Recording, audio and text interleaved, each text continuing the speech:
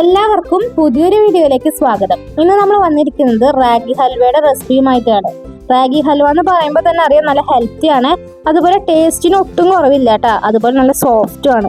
അപ്പൊ നമുക്ക് ഈ ഹൽവ എങ്ങനെ ഉണ്ടാക്കാൻ നോക്കാം. അപ്പോൾ നേരം വൈകിപ്പിക്കാതെ വീഡിയോയിലേക്ക് കിടക്കാം. നമ്മൾ ഈ ഹൽവ ഉണ്ടാക്കാൻ വേണ്ടിയിട്ട് ആദ്യം തന്നെ എടുത്തിരിക്കുന്നത് ഒരു വലിയ നാളികേരാണ്. നമ്മളത് മുഴുവനായിട്ടും യൂസ് ചെയ്തിട്ടുണ്ട്. പിന്നെ നമ്മൾ എടുത്തിരിക്കുന്നത് മുഴുവൻ റാഗിയാണ്. അത് നമ്മൾ ഒരു 10 മണിക്കൂറോളം കുതിർത്ത് വെച്ച റാഗിയാണ്. ഇതിന്റെ അളവെന്ന് പറയുന്നത് 1/2 കിലോയാണ് കേട്ടോ. പിന്നെ നമ്മൾ എടുത്തിരിക്കുന്നത് ശർക്കര പാനിയാണ്. അത് 500 ഗ്രാം ശർക്കര ഉപയോഗിച്ചാണ് ഇത്രയും പാനി കിട്ടിയത്. മധുരം അനുസരിച്ച്, ശർക്കരയുടെ മധുരം അനുസരിച്ചിട്ട് കൂടും കുറയൊക്കെ ചെയ്യും കേട്ടോ. പിന്നെ നമ്മൾ ഈ കാണുന്ന അളവിലായിട്ട് നമ്മൾ ഏലക്കായും എടുത്തിട്ടുണ്ട്. ഏലക്കായുടെ ഫ്ലേവർ ഇഷ്ടമാണെങ്കിൽ കുറച്ച് കൂടുതൽ എടുക്കാവുന്നതാണ്.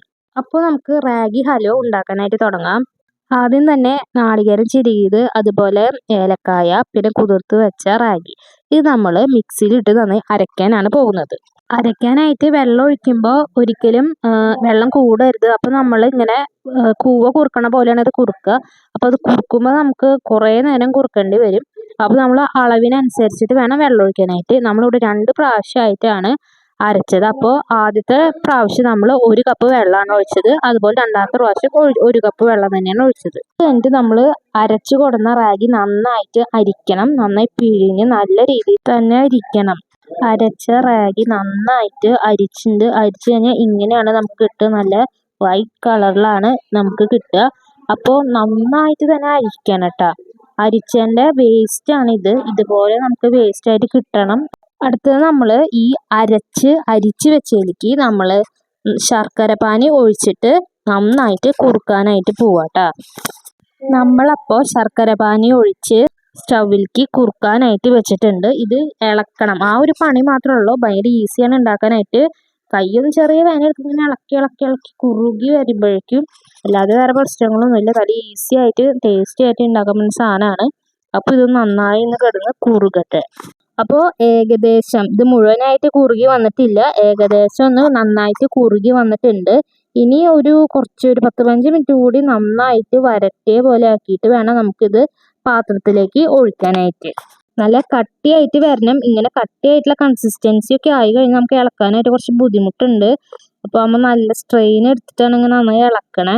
ഇതിനായിട്ടും നല്ലോണം കട്ടയാവണം എന്നാണ് നമ്മൾ പറഞ്ഞത്. അപ്പോൾ നന്നായിട്ട് ഇനി കട്ടയാവട്ടെ. ഒരു 10-15 മിനിറ്റ് എടുക്കും. അപ്പോൾ നന്നായി കട്ടയാവട്ടെ കേട്ടോ. അപ്പോൾ നമ്മൾ നന്നായി വരട്ടിയത് നല്ല പാകത്തിൽ വന്നിട്ടുണ്ട്. ഇതാണ് അതിൻ്റെ കൺസിസ്റ്റൻസി. ഒരു ഗ്ലേസിങ് ഒക്കെ വന്നിട്ടില്ല. ഇതാണ് അതിൻ്റെ കൺസിസ്റ്റൻസി. അപ്പോൾ നല്ല സോഫ്റ്റ് ആയിട്ട് വേണമെങ്കിൽ നന്നായിട്ട് കുറുക്കണം.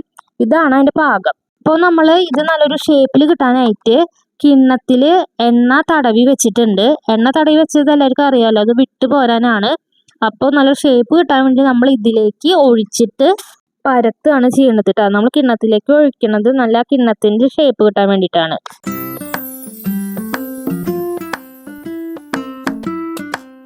നമ്മളിപ്പോൾ ഇവിടെ സ്റ്റൗവൊക്കെ ഓഫാക്കി. പിന്നെ നമുക്ക് ഒരു കാര്യം പറയാൻ മറന്നുപോയി. നമുക്ക് അണ്ടിപ്പരിപ്പ്, മുന്തിരി, അതുപോലെ നാളികേരക്കത്ത് ഇതൊക്കെ ചേർക്കാവുന്നതാണ്. നമ്മുടെ കയ്യിൽ ഇതൊന്നും അവൈലബിൾ ആയിരുന്നില്ല. അതുകൊണ്ടാണ് ഇതൊന്നും ഇടാഞ്ഞത് കേട്ടോ. ഇനി നമ്മൾ കിണ്ണത്തിലേക്ക് അത് ഒഴിക്കുകയാണ്. എന്നിട്ട് ഇത് പരത്താൻ വേണ്ടിയിട്ട് നമ്മൾ കിണ്ണത്തിലേക്ക് പകർത്തുകയാണ് കേട്ടോ. ഇവിടെ കിണ്ണത്തിൽ തടവിരിക്കുന്നത് വെളിച്ചെണ്ണയാണ്. നിങ്ങൾക്ക് വേണമെങ്കിൽ നെയ്യ് തടവാവുന്നതാണ് കേട്ടോ. അപ്പോൾ വേറൊരു ഫ്ലേവർ തന്നെ കിട്ടും.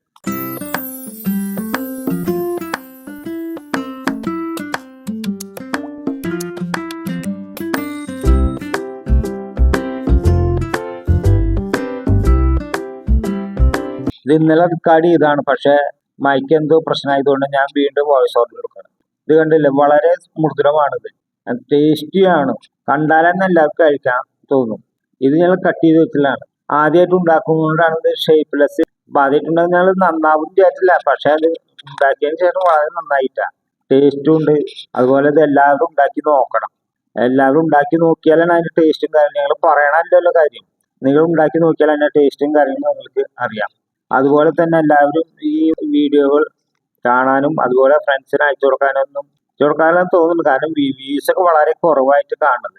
അപ്പൊ എല്ലാവരും നമ്മളോട് സഹകരിച്ചാൽ മാത്രമേ ഞങ്ങൾക്ക് മുന്നോട്ട് കൊണ്ടുപോകാൻ പറ്റുള്ളൂ. അപ്പൊ എല്ലാവരും ഈ വിഭവം വീട്ടിലുണ്ടാക്കി നോക്കില്ല, എന്നാലും ടേസ്റ്റ് തരുള്ളൂ. അപ്പൊ ഇതിൽ നല്ലൊരു വീഡിയോയുമായി അടുത്ത ദിവസം വരും. അതുവരെ എല്ലാവർക്കും ബൈ.